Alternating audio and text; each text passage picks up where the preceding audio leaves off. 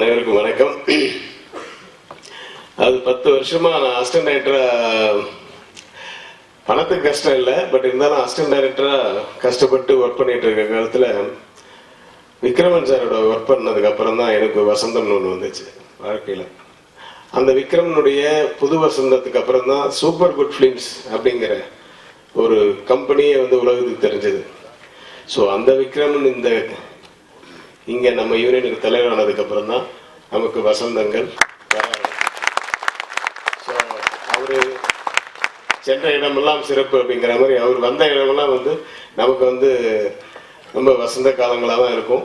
So இதை சாக்கா வச்சுக்கிட்டு தொடர்ந்து விக்ரமன் சாரும் செல்வனி சாரும் விசேக சாரும் அந்த யூனிட்டை எப்பவுமே தலைமை ஏற்க வேண்டும் என்பதை நான் என்னுடைய கையெழுத்துக்கு போறாரு விட்டுருவோமா நம்ம. அடுத்தது நான் எல்லாரும் மாதிரியும் ஏசிஎஸ் சாரும் கணேஷ் சார்கிட்டையும் அவருக்கு ரொம்ப நன்றின்னு நம்ம எல்லாரும் சொல்லிட்டாங்க.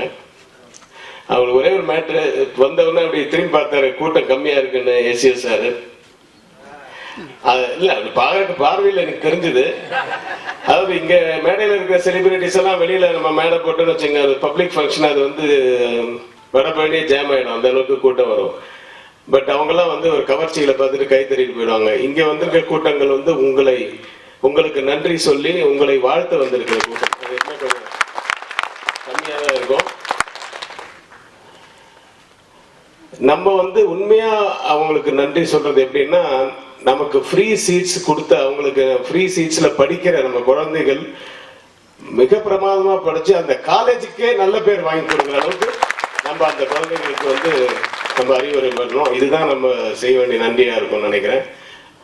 நிறைய பேர் அவரு சேகர் சார் சொன்ன மாதிரி நாங்க நிறைய சப்ளை பண்றோம் அப்படின்னு சொன்னது நீங்க இன்னும் நிறைய செய்யணுன்றதுக்கு தான் செய்வாங்க அவங்க. தேங்க்யூ.